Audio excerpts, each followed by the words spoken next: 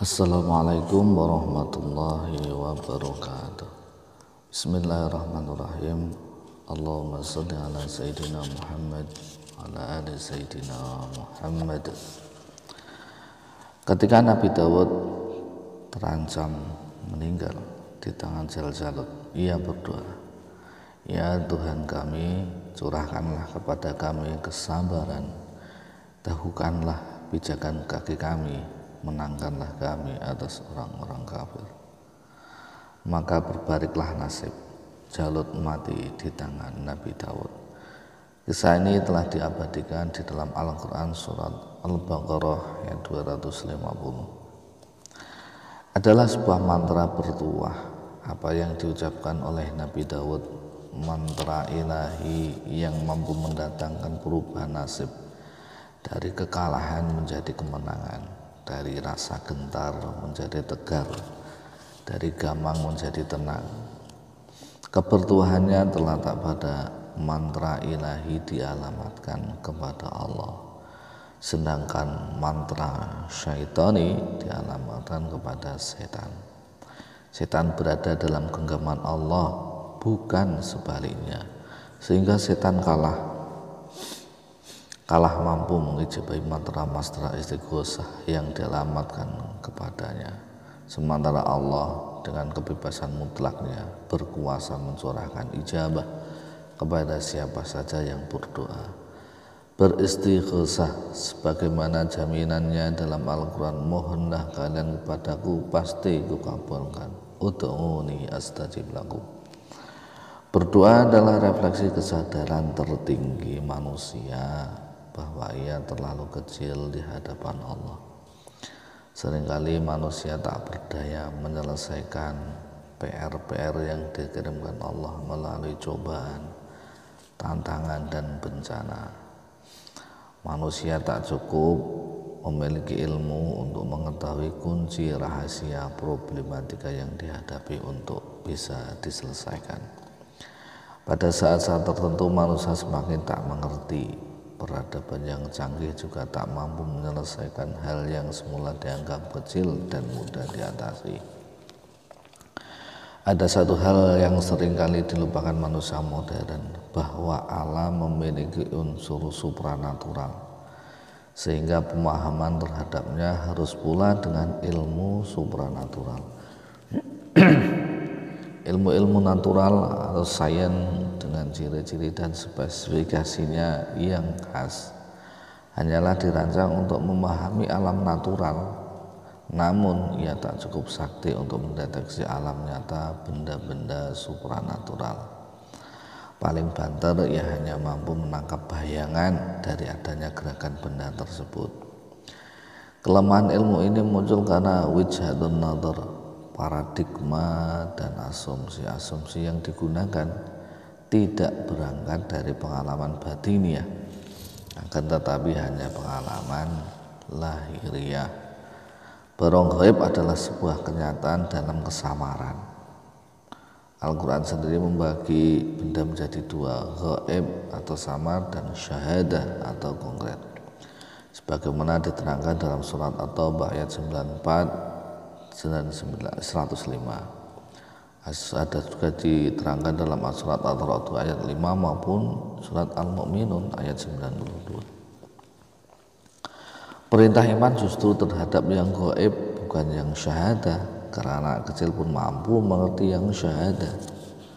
Juga karena setan seringkali menggoda manusia untuk mengingkari kenyataan gaib melalui dalil-dalil indrawi. Ayat-ayat Al-Quran adalah kalamullah, kalam Allah yang bertuah, bahkan multi tuah.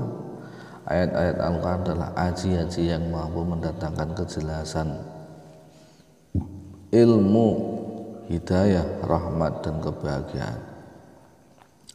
Sebagaimana firman Allah dalam ayat 89 surat An-Nahl, telah kami turunkan Al-Quran untuk menjelaskan segala sesuatu, memberikan petunjuk, rahmat, dan kabar gembira bagi kaum muslimin.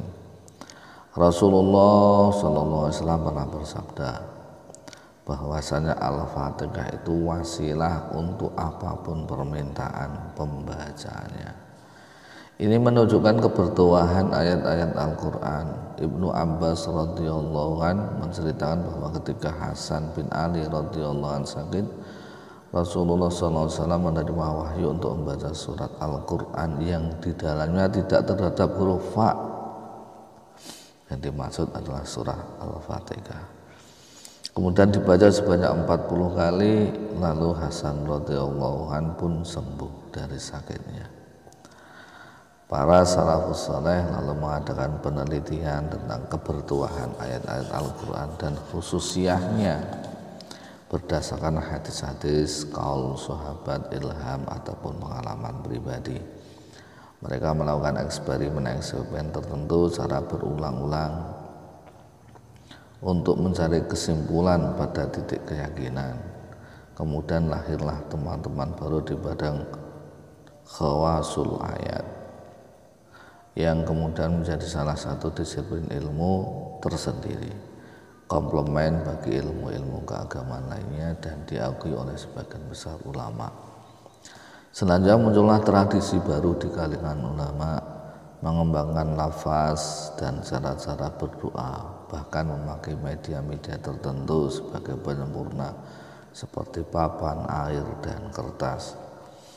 Papan sering digunakan untuk media penulisan raja, air untuk dimasuki asma atau mantra-mantra agar diusapkan atau diminumkan pada pasien, dan kertas untuk ditulis raja di bawah sebagai jimatul abala.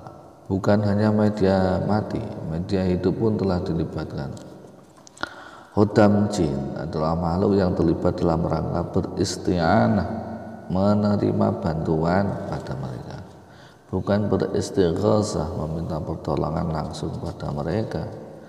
Beberapa orang mungkin menganggap nyeleneh cara-cara berdoa dengan beristi'anah kepada jin, menerima bantuan.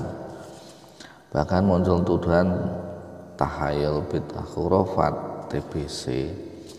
Kelompok ini sebenarnya telah melupakan firman Allah bahwa dan saling membantulah kalian untuk kebaikan. Wa ta'awanu 'alal birri wat taqwa. Janganlah kalian saling membantu dalam berbuat dosa dan permusuhan. Wala ta'awanu 'alal ismi wal 'udwan. Jin dan manusia adalah dua makhluk yang menjadi objek taklif, terbebani syariat sebagai firman Allah, tiada aku ciptakan jin dan manusia kecuali agar mereka beribadah kepadaku. Wa ma khalaqtul jinna wal insa illa liya'budu. Sehingga tangawun atau saling membantu antara jin dan manusia dimungkinkan dan tidak terdapat larangan. Ada juga sementara kelompok rasionalis zahiriyah yang mengatakan kami percaya dengan keberadaan jin, akan tetapi kami tidak percaya bahwa ia bisa diajak kerjasama oleh manusia karena alam mereka berbeda. Pada saat mereka mengatakan demikian, sebenarnya mereka telah melupakan kisah kerjasama antara Nabi Sulaiman dengan jin Efrit untuk memindahkan singgasana Bilqis. Kejadian ini dinyatakan oleh Allah dalam surat An-Nahl ayat 39. Siapa saja yang masih disebut manusia sebenarnya hampir tidak mungkin terlepas dari dimensi supranatural. Manusia animisme, dinamisme sampai Islam, sistem ikhtiar manusia mengakomodasi kemungkinan untuk melibatkan cara-cara supranatural sebagai pencari kunci, penguak misteri, dan pemecah masalah. Sejak berabad lamanya aspek supranatural telah ada pada kehidupan manusia. Mukjizat para nabi versus sihir para penguasa zalim banyak dikisahkan Al-Quran. Tongkat Nabi Musa melawan tali tukangnya sihirnya Fir'aun adalah pertempuran ilmu supranatural. Islam sebagai muara samawi para nabi secara fitri mewarisi pula tradisi ilmu dan amal supranaturalnya. Bahkan dari kreativitas para ulama melalui kajian mereka akhirnya menjadi disiplin ilmu baru, disiplin ilmu supranatural berupa hizib-hizib raja dan mantra-mantra yang dikembangkan dari dasar-dasar Qur'ani dan hadisi. Mereka telah mewariskan hasil kajian itu berupa sighatud du'a wa uslubuha, redaksi doa dan cara berdoa, tanpa mewariskan usulnya. Lafaz, mantra atau raja adalah sekedar alat untuk sebuah tujuan. Ia sah dan didengar oleh Allah dengan bahasa atau sighat atau apapun. Dengan cara apapun selama tidak ada kezaliman di dalamnya. Cara berdoa, uslubud du'a, adalah sebuah teknik untuk membangun gelombang tadarruk agar si pendoa menjadi yakin dan sungguh-sungguh dengan permintaannya, karena Allah lebih mengijabai kesungguhan daripada keraguan. Sebagaimana sabda Rasulullah SAW yang diriwayatkan oleh Imam Tirmidzi dari Abi Hurairah radhiyallahu anhu, Rasulullah menyampaikan, bersabda, berdoalah kalian kepada Allah dengan penuh keyakinan akan adanya ijabah, dan ketahuilah bahwa sesungguhnya Allah tidak mengijabahi doa dari hati yang kosong dan lalai.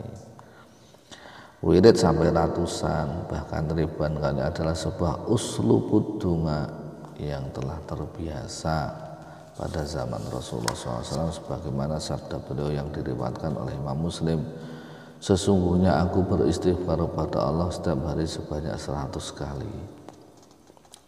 Raja dan jimat-jimat yang dipasang pada pintu-pintu atau di bawah sebagai penolak bala dalam bentuk huruf-huruf dan simbol-simbol tertentu sebenarnya juga diilhami dari kebertuhan huruf-huruf Al-Quran, sebagaimana hadis riwayat Imam At-Tirmidzi. Barang siapa membaca satu huruf dari Al-Quran, maka baginya satu kebaikan, di mana satu kebaikan itu akan mekar menjadi 10. Aku tidak mengatakan bahwa alif, lam, mim adalah satu huruf, akan tetapi alif, lam, dan mim masing-masing adalah satu huruf. Alif, lam, dan mim masing-masing memiliki nilai 10 hasanah, 10 kebaikan. Keistimewaan yang bisa diraih oleh pembacanya, keistimewaan yang disabdakan oleh Nabi SAW tersebut bersifat masih samar. Berupa apakah keistimewaan itu? Pahala yang diraih pada hari akhir, ataukah peruntukan di dunia, ataukah keduanya? Apakah surat-surat dan ayat-ayat yang berbeda memiliki keistimewaan yang berbeda-beda pula? Masalah inilah yang menjadi perhatian para salafus saleh. Dari Al-Quran dan hadis diajaklah kebertuan huruf dan ayat, sehingga sampai pada hasil akhir bongkahan mutiara bertuah dari kedalaman hikmahnya, titisan mantranya kun fayakun yang melahirkan jagat semuanya seisinya ini. Hasil itu telah dipelihara oleh penemunya, para salafus saleh, disimpan dalam lembaran rahasia karena mereka khawatir orang-orang awam akan salah dalam memahaminya. Kesulitan kita adalah mengupayakan pemahaman yang komprehensif terhadap apa yang ditemukan salafus saleh, karena seringkali gambar peta yang kita buat untuk sebuah wilayah masih terlalu simpel dan jauh dari kerumitan teritori yang sebenarnya. Terlebih pada saat kita tidak menguasai metodologi pencarian dan pelacakan seperti yang dimiliki oleh para salafus saleh. Kita hanya diwarisi ikan, bukan kail. Sejak berabad lamanya telah berkembang ilmu supranatural dan kedikdayaan. Para empu, dukun, dan pendekar pada masa kerajaan Hindu, Buddha, dan Islam telah meramu mantra-mantra dan mencipta jimat kesaktian untuk peperangan. Cara mereka pun ada yang sholihah, ada yang fasidah. Yang sholihah masyarakat menyebutnya sebagai ilmu putih, yang fasidah disebut ilmu hitam. Ilmu putih berangkat dari ketawaduan untuk perdamaian, ilmu hitam dari kesombongan untuk penguasaan. Itu hanyalah pengesanan masyarakat untuk membedakan yang baik dan yang buruk. Namun dalam tradisi pesantren, amal-amal supranatural sering disebut sebagai perdukunan. Kalau ada santri tiba-tiba rajin wirid tengah malam dan puasa Senin Kamis, teman-teman mengatakan, oh ya sedang dukun. Kalau Mbah Kiai sedang mengomat namiti air putih, para santri menyebut Mbah Kiai sedang dukun. Istilah inilah yang memberikan ilham bagi Mbah Yai Ahmad Mujab Mahali untuk membuat sebuah tulisan tentang membongkar keajaiban perdukunan para kiai. Percaya atau tidak percaya itu hanyalah persoalan pengalaman. Tetapi tasrik memfonis syirik terhadap pengamal wirid, pemasang rajah atau pembawa jimat, mudah-mudahan bertobat dari tuduhan tersebut. Walhasil warisan para soleh ini terserah pada para pewarisnya. Semoga memberikan kecerahan, tambahan ilmu dan manfaat yang kemarin salah dalam mengartikan ilmu sihir putih dan lain sebagainya. Semoga diberikan hidayah oleh Allah Subhanahu wa taala. Wassalamualaikum warahmatullahi wabarakatuh.